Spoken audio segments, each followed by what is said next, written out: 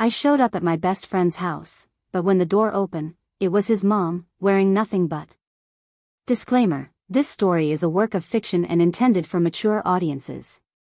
It contains themes of emotional conflict, blurred personal boundaries, and adult situations.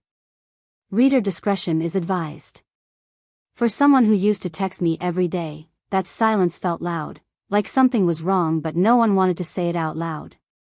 So that Saturday afternoon, instead of overthinking another unanswered message, I decided to drive straight to his house.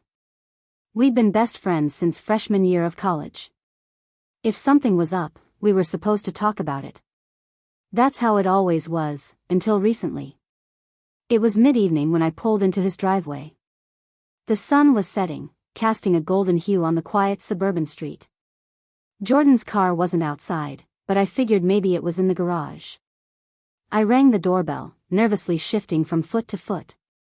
A few seconds passed. Then the door creaked open. And I froze. There stood his mom, Sophia, wearing nothing but a loosely tied silk bathrobe. It hung just barely on her shoulders, showing more than I was prepared to see.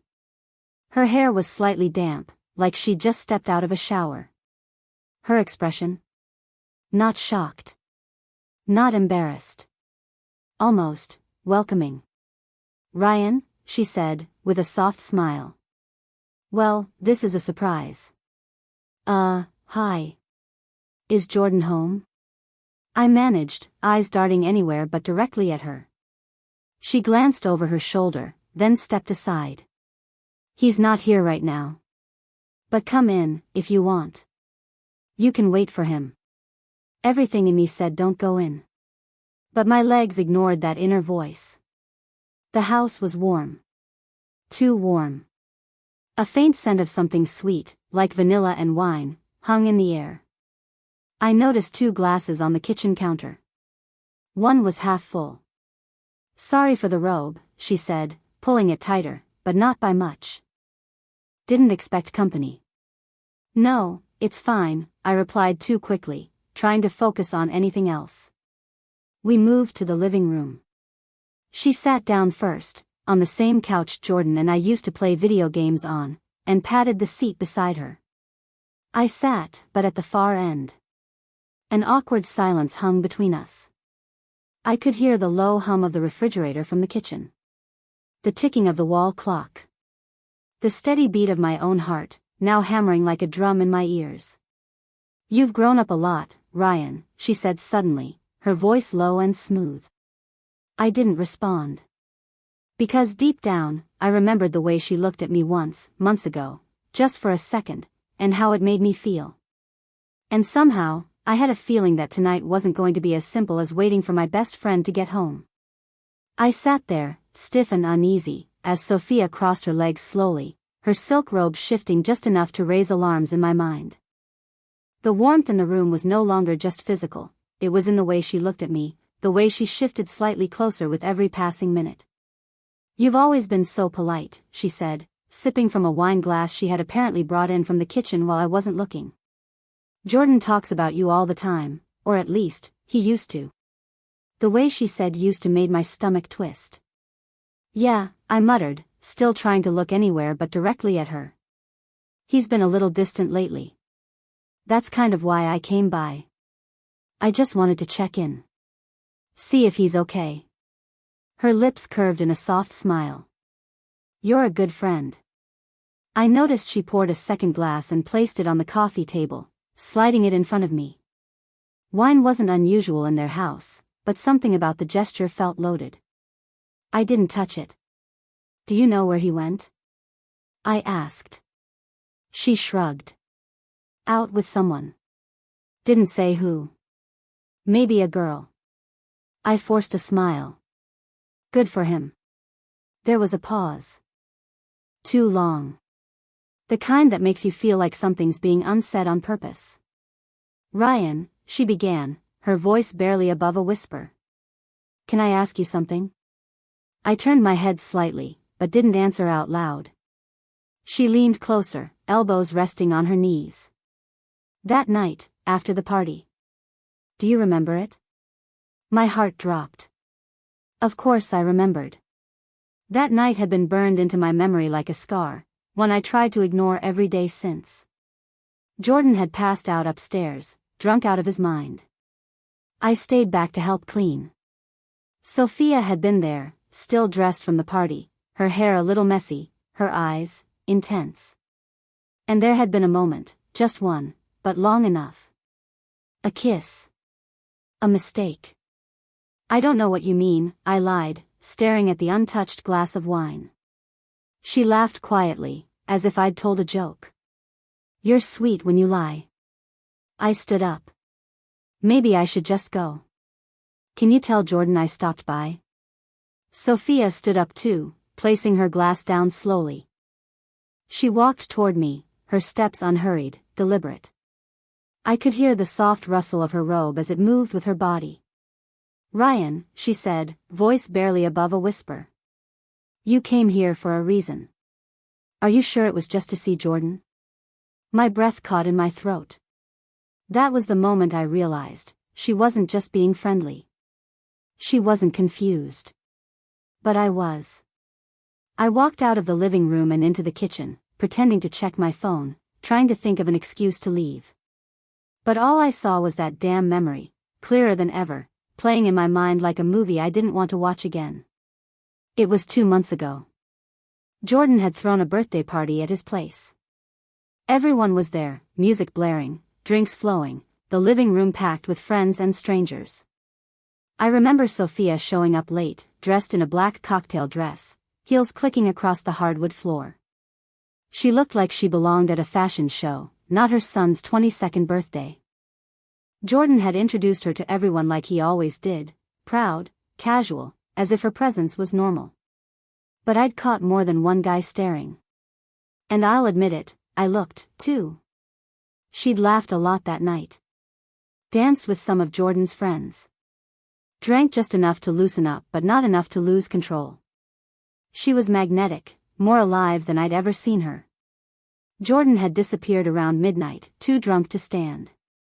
I helped him upstairs and put him to bed, leaving him snoring face down in his room. By the time I came back downstairs, most of the guests had gone. Sophia was in the kitchen, barefoot, humming to herself while she washed dishes. I'd offered to help. She accepted. We talked about nothing important. The weather. Work. School. Then it shifted. She started asking about my family. If I was seeing anyone. How I was such a good guy. Her hand brushed mine when I passed her a plate. Then it didn't move away. I didn't step back. That was my first mistake. She turned and looked at me differently. Like I wasn't just Jordan's best friend anymore. Like I was something else. Wanted. Do you want to stay for a bit? She had asked softly. I should have said no. I didn't. What followed wasn't what most people would call an affair. No clothes came off. But there was a kiss. Slow. Lingering. Her hands were in my hair, mine at her waist. And then her lips at my neck, her breath warm. She whispered something I'll never forget, Jordan doesn't have to know. But the moment shattered when her phone rang, Jordan's dad. She pulled away, flustered. I left immediately. We hadn't spoken about it since. Not one word. And now, standing in her house again, with Jordan missing and her acting like we shared some unspoken promise, I realized just how deep I was in something I didn't understand. Back in the present, Sophia was watching me, her arms folded, leaning against the kitchen counter. You remember, she said softly. Don't you? I looked at her. And for the first time, I didn't try to lie.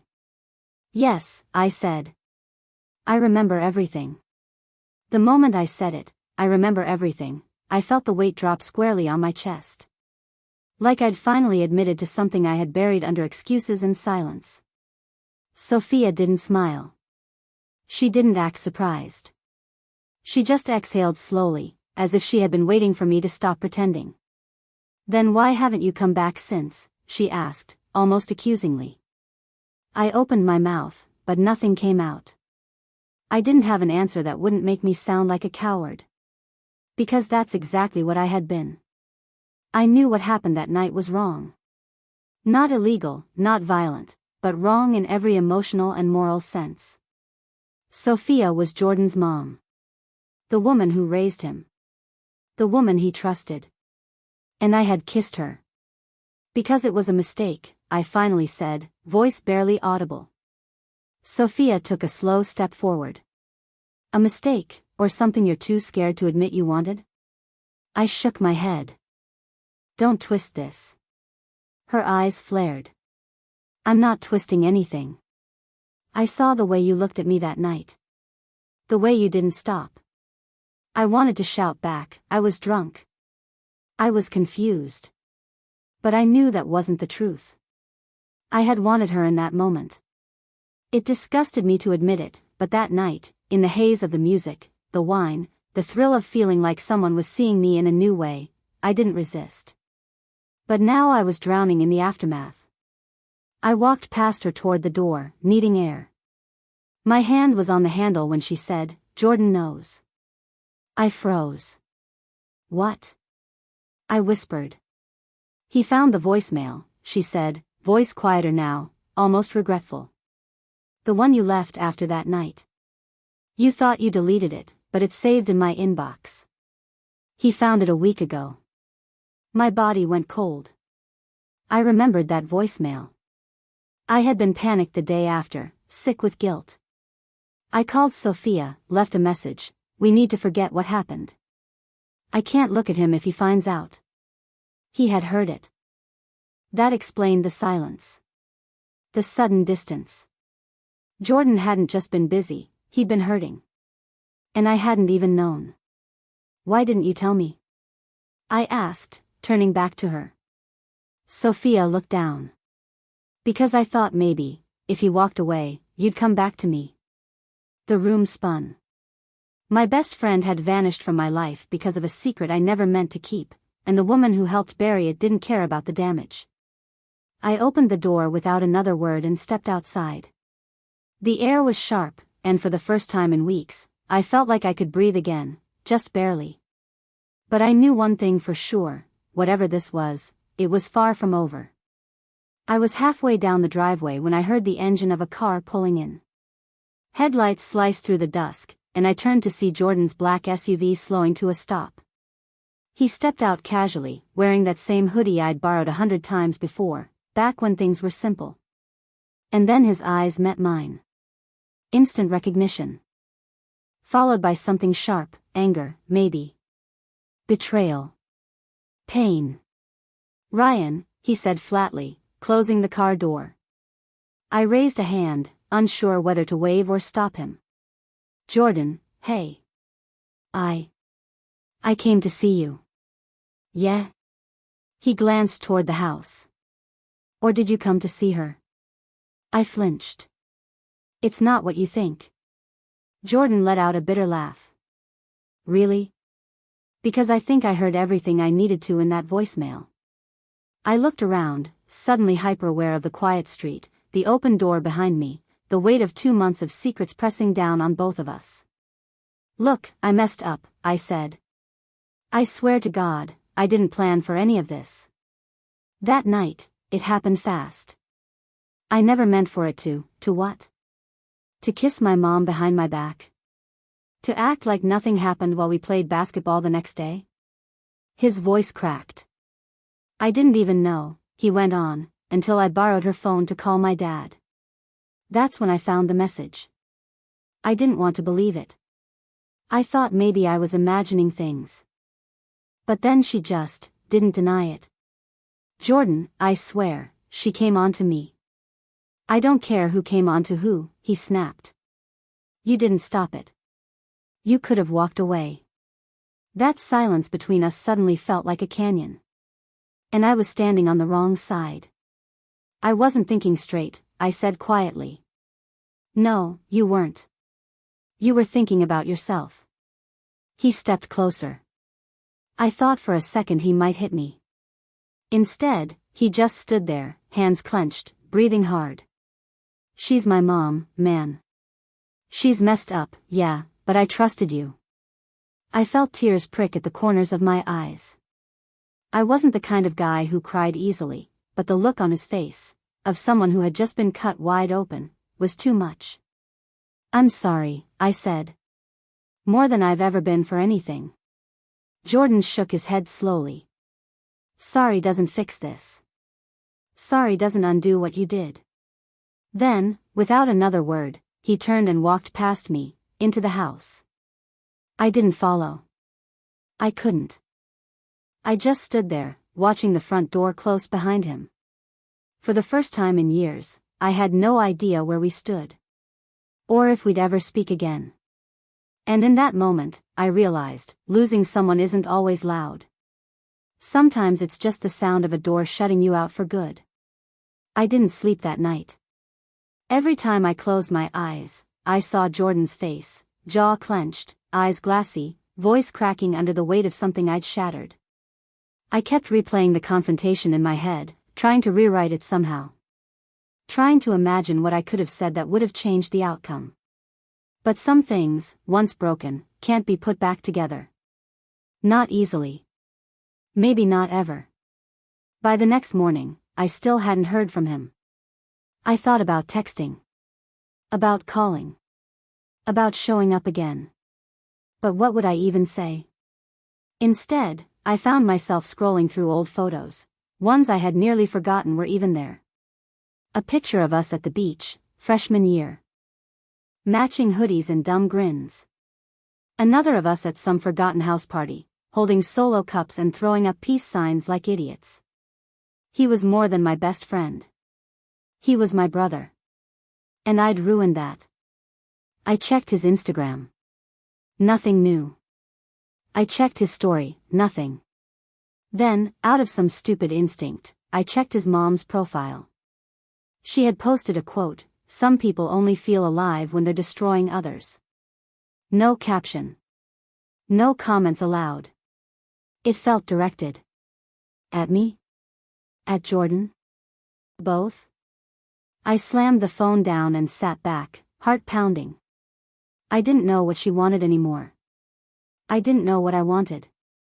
All I knew was that everything felt poisoned now, my friendship, my memories, even that house we used to laugh in. Later that afternoon, I got a text. From Jordan. We need to talk. No yelling. Just talk. At the park. 6 p.m., my stomach dropped. I stared at it for a full minute before replying, "I'll be there." When I arrived, he was already sitting on the swings, hood up, staring out at the empty playground. The sun was setting, the sky streaked with fading orange. A few kids played in the distance, but everything else was quiet. I sat beside him without saying a word. He broke the silence. You know the worst part? I waited. It's not even just about her. It's about you. I used to think you were the one person who'd never crossed that line. The one guy I could always count on. I didn't mean to cross it, I said quietly. But you did. A long pause followed.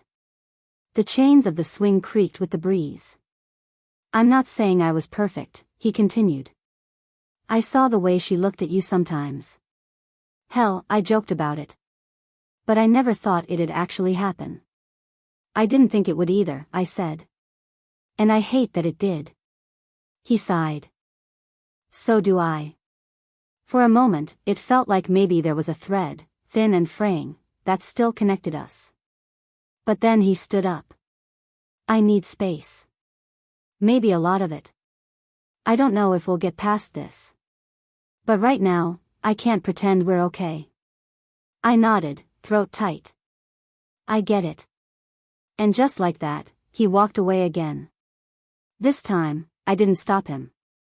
3 days passed. 3 days without Jordan, without texts, without the comfort of pretending things might still return to normal. I didn't even know what normal meant anymore. Everything felt disoriented, like the ground had shifted just enough to throw off my balance permanently. I should have avoided her. I should have walked away, deleted her number, cut all ties. But instead, I went back. It wasn't out of longing, or some sick desire to relive what happened, it was confusion. Desperation. I needed answers from the one person who could give them. I needed to understand how we let this happen. Why she let it go as far as it did. When she opened the door, she looked surprised. No robe this time, just jeans and a plain sweater, hair pulled back, makeup gone. She looked tired. "Ryan," she said cautiously. "Can we talk?" I asked. She stepped aside and let me in. The house felt colder, quieter than ever. No music, no laughter, no wine. Just silence. We sat in the living room, on opposite sides of the couch. For a long time, neither of us said anything. Then I finally spoke. "Why me?" She blinked. "What do you mean? You could have had anyone. A stranger. Someone who didn't mean anything.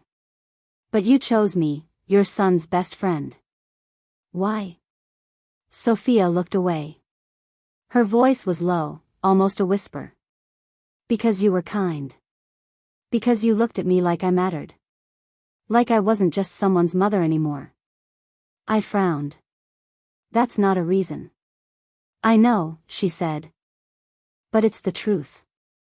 She paused, then added, "Do you know what it's like to raise someone alone? To sacrifice everything, and then watch them grow up and forget you're even a person?" I didn't respond. "I loved Jordan's father," she continued. "But he left. He found someone younger. And I was just, here. Raising a boy on my own. And then you came along, always around, always polite. And somewhere along the way, I started seeing you not just as his friend, but as a man." "That doesn't make it okay," I said. "I never said it did." Her eyes were glassy now. She wasn't trying to seduce me anymore. No robe, no wine, no flirtation. Just a woman who had made a series of bad choices and didn't know how to fix them. "I didn't mean to ruin anything," she said. "I didn't want to hurt him." "But we did," I said. "Both of us." She nodded, slowly. Then, after a long silence, she whispered, "Do you hate me?" I didn't know what to say. I didn't hate her. I didn't love her. I didn't even really know her anymore. "I just don't know who you are," I said honestly. And maybe that was the scariest part. The days stretched long after that. Jordan didn't reach out again. Sophia didn't either. And I, for the first time in years, had no one to turn to. The spaces where our lives used to overlap, texts, group chats, spontaneous hangouts, were just gone. Replaced by silence. Absence. But one afternoon, I got a message from Jordan. Just a single sentence, "Come by. One last time." I didn't ask questions. I didn't dare hope. I just went. When I got to his house, he was already waiting outside. No yelling. No tension in his face.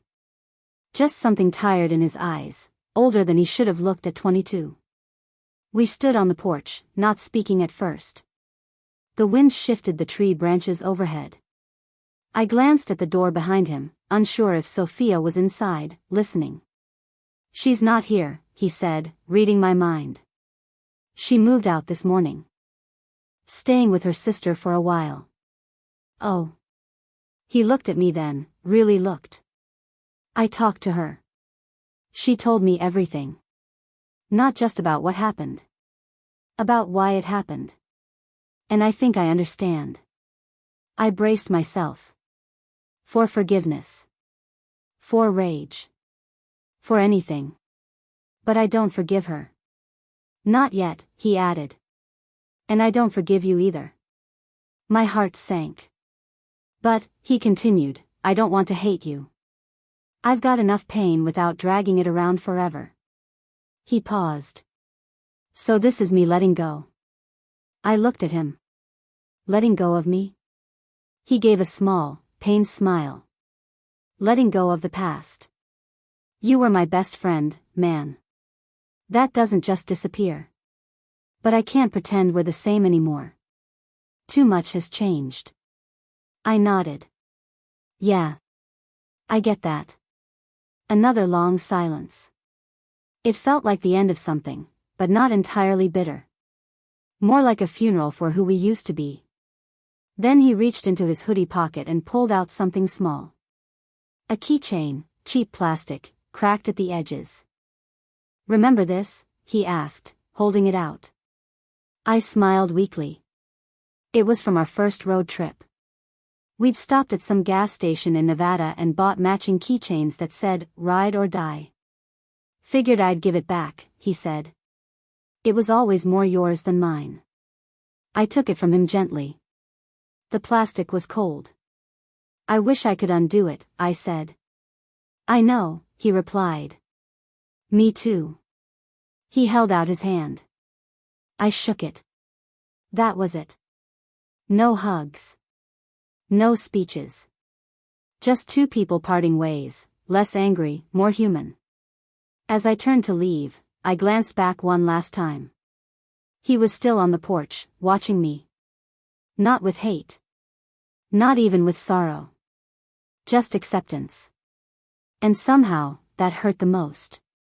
Because sometimes, the worst kind of heartbreak isn't when someone leaves, it's when they stay long enough to say goodbye the right way. 3.